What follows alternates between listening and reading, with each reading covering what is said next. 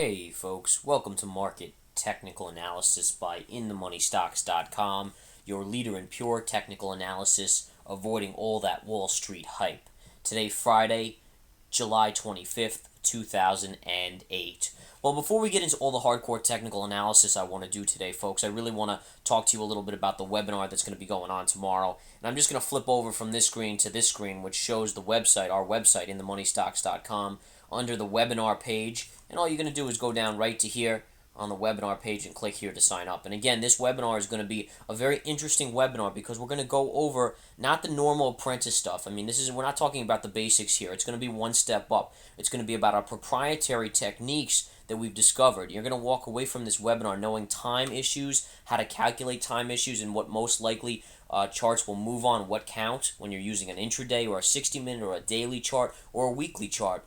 You're going to find out what key moving averages, what key patterns we watch for based on price pattern and time, the keys that we've used to basically call this market for so long now as we've been running the company. And that's what we're going to talk about. So I do encourage you, this is a very rare opportunity to get in on this knowledge. And again, once we launch our new website, things are all going to change. So I do encourage you to try to get on board for this type of stuff before we do our new relaunch of the InTheMoneyStocks.com website itself. All right, and that'll be next month, pretty much any time over the next couple weeks that will be launched. So again, go right here and just click on sign up, follow the steps, and you should have no problems at all. And try to do it by this evening because again, it's Saturday, July 26th, 1 to 5 p.m. Eastern time. So that's tomorrow. You want to make sure you get on board. Alrighty, now let's get right back to the analysis part of the video because this is where it gets hardcore. All right, we saw the massive bounce that we had called for yesterday happen. All right, you got a little bounce in oil yesterday. The financials had profit taking. That was all anticipated by the video, and you guys know that from 2 days ago. We basically called for that drop in the markets. Now, today was expected to be more of a quiet day, and it pretty much lived up to its billing. The S&P and the Dow were basically fractionally higher. The Nasdaq had a nice little boost based on some Juniper earnings and some other tech earnings, which, again, the Nasdaq's the interesting one here because yesterday, even when the markets got crushed, the Nasdaq was down the least amount. And that was partially due to Qualcomm and Baidu yesterday and a few of those other plays that were up very nicely. But again today you saw strength in the Nasdaq, and that's really where we're seeing the strength on this pullback in the market. So continue to watch the Nasdaq and technology. It definitely seems to have some strength here. Now, the key about this pause in the market, you may want to know, well, does it set us up for a move lower or a move higher? And we're going to look into the charts here and get into this. And here you're basically seeing the intraday chart. So let's start out on the intraday level, and then we'll expand it out as we get into things, okay? Now, today was a snooze of a day. It was the pause day. It was the Friday. It's beautiful in New York. I can't tell you how beautiful the weather it is here.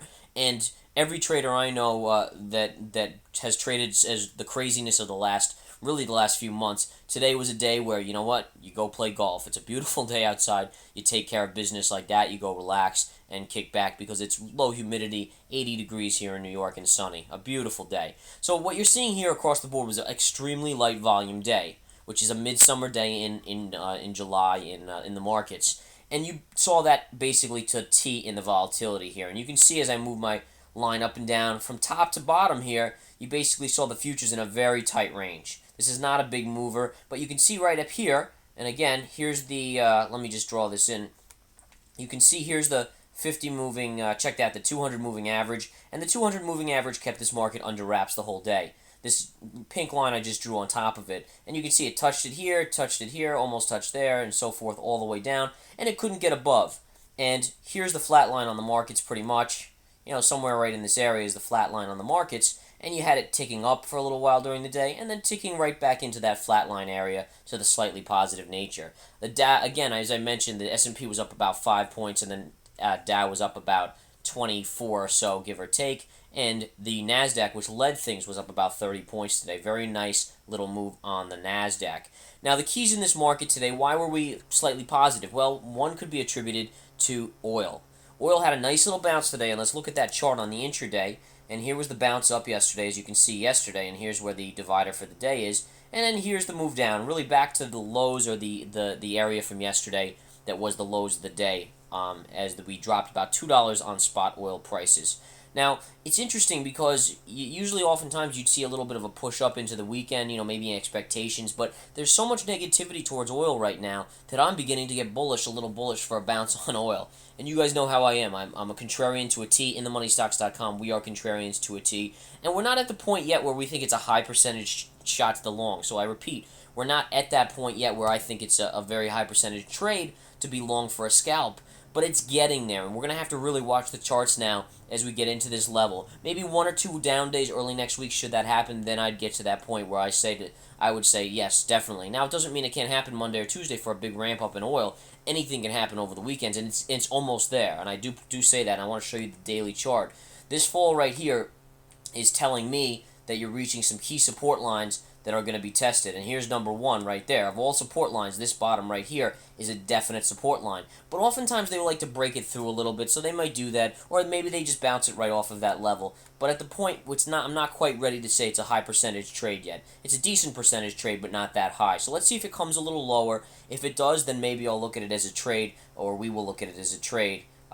But, maybe we test, the lows down here in this range. It's very possible we go down to here. Or there's even a gap right in here, which is a possibility. I think at some point this gap gets filled right here. So keep that in mind, guys, as we trade oil or look to trade oil. Now, again, let's talk about the XLF, because the XLF has had a nice move up. And again, we called the top right around here. You got a nice strong pullback, and you're getting towards the 20 moving average, and this is where we think it's going to probably touch at least intraday, if not a little lower. And interestingly enough, this 20 moving average is just about that 0.382 Fibonacci retracement level. In addition, if you get to the highs of this candle here, really right in this area, this is where really 50% retracement would be. So there's a bunch of areas where the financials are now coming down to, where you're going to start to look for, all right, well, we've retraced that level. Maybe this is worth a possible bounce off that level. But in the meantime, we still have to come down a little on those. So let's keep that in mind, guys. And the overall market is dictating to us that we really should see some more consolidation and a little more of a pullback before we get long in this market or see a massive ramp up. All right, so we're going to watch for that on Monday. See if Monday, Tuesday, you get a little pullback to continue here. And should that happen, then we're going to definitely start looking at a possible long pattern.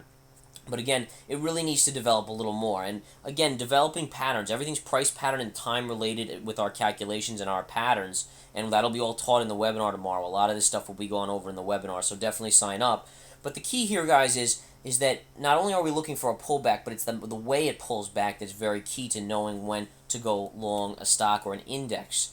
And does it mean necessarily that this isn't going to jump up Monday? No, it doesn't necessarily mean that, but this gives you the odds, and the odds favor a little bit more of a pullback here, creating a little better of a pattern that we want to see, and then we're going to talk about the long. One thing that's nice about this, we are into the 20 moving average on the SPY, but I'd really like to see a 50% retrace of that whole move, somewhere in this realm, and then we can start talking some business. Then we analyze it again and see if we're going to have some sort of move coming out of this market. Now, the NASDAQ's another case, because the NASDAQ's been a lot stronger, and you can see, all right, while the ES has really pulled back and the S&P, SPY has pulled back, the NASDAQ had a great move up, quick pullback yesterday, and now a little bit of a bounce today. So we're hovering above that 20 moving average. This is still a bullish pattern, but you also want to see this pull back a little more before we get into the area where we're talking about a high percentage trade. All right, a lot of people know, obviously, you basically choose your entry price, and entry price is everything. And I can't stress that enough. You can have the same stock trading the same way every day, and half the people will make money being long and half will lose. It's all a matter of where you enter that stock. All right, and that's the key about it, guys. Is that you just want to put the percentages in your favor to the point where you call it a high percentage trade. For me personally, I want to know in my head that I think it's 85% or better possibility of a profit on that trade. If it's anything less, if it's like, let's say, 65, 70%, you know what? It's not good enough for me. I don't even want to deal with that, and we'll move on. Okay? So that's a good little rule to go by, is that you really want to have a percentage in your head of chance of a victory, and then you start looking at that trade. Now, the other thing I want to point out here is that, overall, you just want to make sure that pattern's forming, and I definitely really do want to stress the webinar tomorrow because it's going to be so beautiful and key. All right, so let's go over a couple other stocks. Again, the NASDAQ was stronger on Juniper. We might as well look at Juniper today. Look at this chart, guys. I mean, you don't get a better chart consolidation pattern here going into earnings. Now, we don't play earnings in general. It's just not our style because the one time you're wrong, you get clipped for like 30%, which is no fun. But look at this, how it's off the highs up here. So you don't have a chart trading at the highs. You had it trading at the lows in good consolidation. Right on top of the 20 moving averages where it closed yesterday, bam, right up about $4 today on a $20 stock. So almost 20% there on an advance, and that's just a beautiful chart. Look at the volume, high volume. Now, chances are this, consolidates, pull back, maybe a little higher before pullback, but that's the kind of thing you're going to look for in that respect. All right, folks. Well, that's pretty much it. There's not a lot to talk about today because the volume was so light, and that's really the key in this market is that we really just had a light volume day. And here's the SPY volume, and look at on the pullback. You had really from the top here, 3 days, and the volume was pretty light compared to what we were doing over here, right? So that's the key there, is that's actually a bullish sign. You want to see that. But again, let's see if we can't get this market to come down a little more. That would be the ideal situation. Alrighty, come join the intraday stock chat and E-Mini chat. We constantly are analyzing stocks and talking the markets all day. It's a constant analysis technique type thing to learn as an amateur or a pro. You name it, you'll learn it. You ask us questions, we'll answer to the best of our ability. And it's just a great thing. Also join the Swing Trade Alerts, and we hope to see you at the webinar tomorrow. Take care.